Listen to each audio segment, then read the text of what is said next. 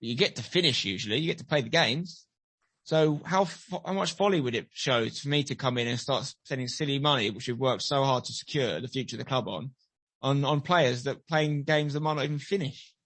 You know, so got to see a season through first before we start spending anything significant. That's why we're where we are in the league right now. There's teams way outspending us. The difference is this year you can't get away with that in the same way because that money gets you good players, you know. So it's a challenge, but I don't see myself as competing against them. I don't see us, you know, obviously we're competing in the league with them, but they've just got a completely different model. Some of these clubs are being propped up by wealthy benefactors whose money will go away one day and then their club's fortunes will completely change overnight. You know, I'm trying to create a club that, regardless of who the manager is, who the CEO is, who, you know, how they're getting on in the league that year, they have a model that is just repeatable year on year, and they have a budget to play with that never goes away. You know, and rather than going from 0 to 60 with our budget, you know, like just going absolutely mental overnight, we want to do slow, incremental changes in a positive direction that don't go back. You know, so that's what we have done. We started off with no budget whatsoever in the first year. With first league, we were playing against teams that had budget. We had nothing. We won the league. With a slight budget in the Essex Senior League, but nothing compared to some of the big boys in that league. We won the league. We've increased our budget this year, but it's still smaller than some teams had in the league below, and definitely smaller than a lot of teams in our league. So we're increasing things at our pace, based on our club and our finances, not based on the others around us. Do you #see a fan engagement business model sustainable? Should the club continue to climb the football pyramid, or would they have to opt for a more traditional model, which probably relies on match day revenue and hospitality revenue with that? The biggest thing that we'd find if we got to a high enough level would be when the TV deal kicks in. That would obviously impact our ability to make the content we make. But then you look at people like Ben Foster, showing you can make content out of Premier League games and get away with it. You look at, you know, there's ways we can do it. I'm not actually too worried about that. But yeah, I think, the model of our football club is based around fan engagement and global fan base. And that's not something we ever want to change. We just want to add new revenue streams, as I've discussed, that are more typical, but not, at the expense of our main one. As long as we keep getting that support from our viewers, then, you know, it's our job to make sure we find the support from the partners. We may one day look at fan equity as an option as well, not necessarily because we need it, because I think it's a really exciting direction that football's taking. One of my football projects, if you like, that I've done on my channel was when I bought some shares in a club called Real Oviedo in Spain, and that captured a lot of people's imagination. I'd like to offer people the chance to do that with our club, particularly when we can show them a return on investment. So, for example, you know, when we get a ground, we might want to raise some money to put an artificial pitch down. We could actually raise that money for our fans in exchange for equity, for example. Things like that is something we're looking at. So, and if any equity is given away in this club, it will actually have meaningful consequences. You know, it won't be cool. You've got a certificate, stick that on your bedroom wall, you know, never see you again.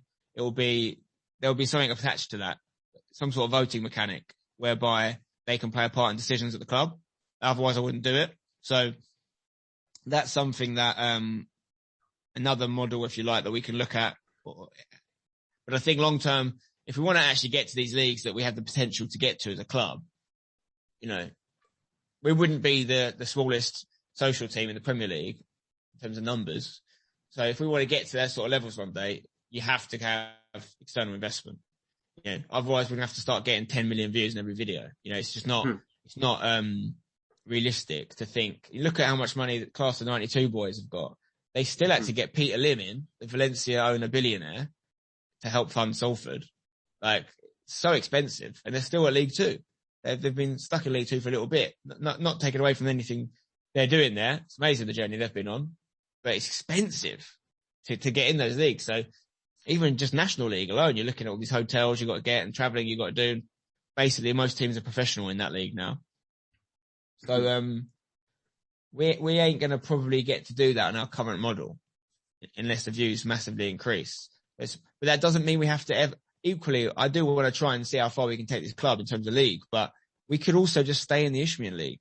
Like, it's not actually about what league you're in. It's about the experience the fans get and the story you're getting. You know, we always going to try and win games, try and get promotions, but within our means.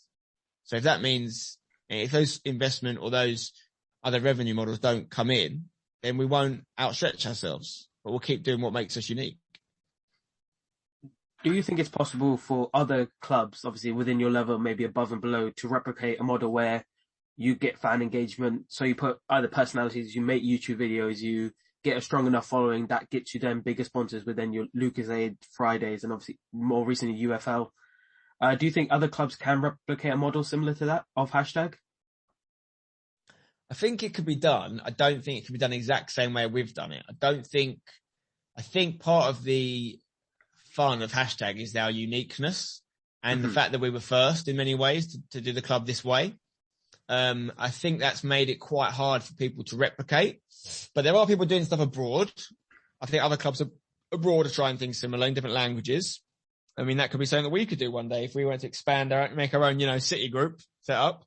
But I think, there are ways clubs can create fun. The thing you've got to remember, people always come up to me and they go, "Oh, how Spence, how'd you do with hashtag or my own career and stuff?" And I'm like, okay, right. You want to replicate hashtag? Here's what you need to do. You need to go back about 15 years, find someone who really wants to be like a radio presenter, get him to go and do a load of stand-up comedy and stuff that no one watches, and then a load of random jobs where he learns loads of stuff about YouTube. And then he needs to do YouTube for a few years and make no money.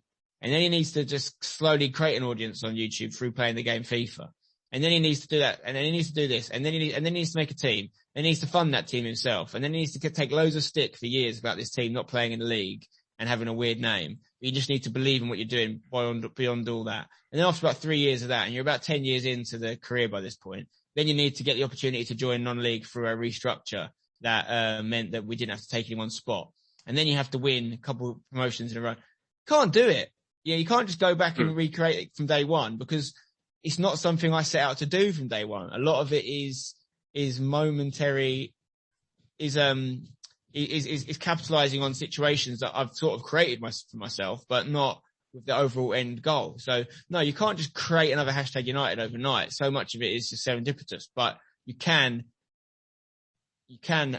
have probably more room at the table for clubs that have this way of telling their story. You've got clubs like Rising Ballers who've got a slightly different approach, and they've actually entered non-league now. I think they've probably found it a bit tough because, like a lot of these YouTube teams, and when I say I don't like the phrase YouTube teams, what I mean by that is teams that maybe aren't playing in non-league that make YouTube videos.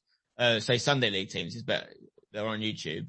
One of the challenges they have is as they get better as a club and their players are better, those players play for another team.